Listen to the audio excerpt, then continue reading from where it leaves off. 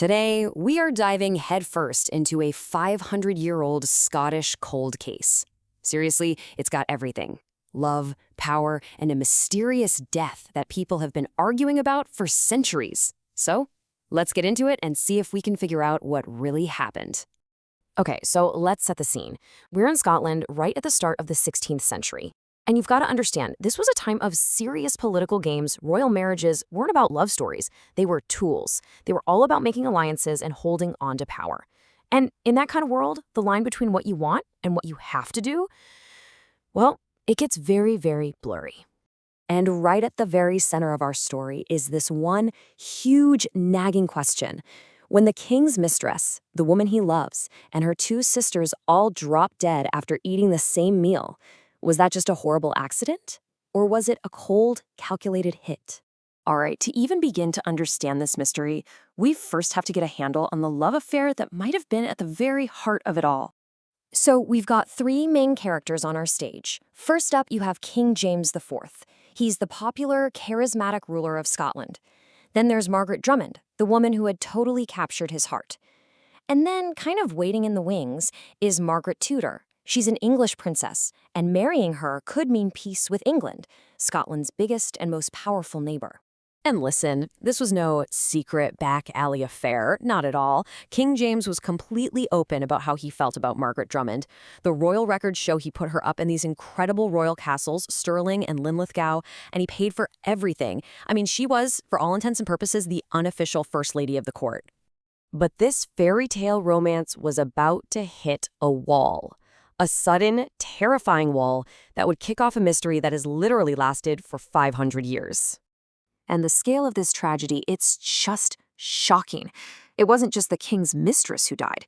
In one terrible, swift event, three sisters from one of Scotland's most powerful families were just gone. For here's what happened. In 1501, Margaret and her sisters, Eupheme and Sibella, are all together at Drummond Castle. They share a meal, and then suddenly, they all become violently ill and die. I mean, the fact that all three of them died all at once, it immediately screamed one thing to everyone: poison. And get this, they were all buried together, side by side in one grave at Dunblane Cathedral, like a permanent reminder of this awful tragedy. A death that's that sudden and that convenient for some people, well, it can't just be an accident, right? So in the wake of this absolutely shocking event, a very dark and, let's be honest, very compelling theory started to grow. It turned this family tragedy into a full-blown national conspiracy. And the story that took hold goes something like this. King James was so crazy about Margaret Drummond that he was actually planning to marry her, to make her his queen. Now, for some powerful nobles, this was a complete disaster. They knew that what Scotland really needed was a peace treaty with England. So the theory is they had Margaret and her sisters poisoned to get her out of the way, clearing the path for the politically necessary marriage. And you can't overstate how high the stakes were here. This marriage, which they called the marriage of the thistle and the rose, wasn't just any old wedding. It was a massive peace treaty. It was designed to end years of war, and it would eventually lead to a Scottish king taking the English throne a century later. So yeah, for some people, making this marriage happen was absolutely essential. Okay, but here's the thing. A really great story isn't always the same thing as good history. So now it's time for us to put on our historian hats and start looking at what the actual evidence says. I mean, come on. The murder plot is perfect, right? It's dramatic, it's romantic, it has a super clear motive. It makes for a great tale. But when we actually start digging through the historical records, does this amazing story actually hold up? So, this is what it boils down to. We've got two completely different explanations. On one hand, you have the legend, a slick, dramatic political assassination. And on the other, you have the historian's view, a tragic, kind of boring, and all too common case of accidental food poisoning.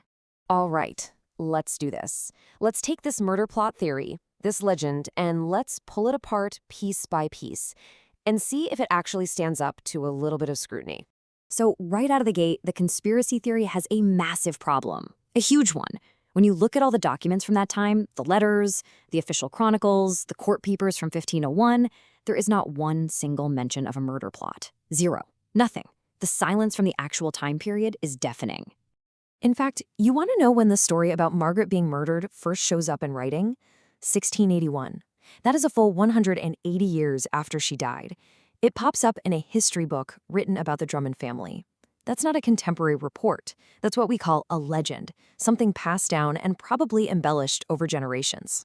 And the motive, the whole reason for the supposed murder, that starts to fall apart too.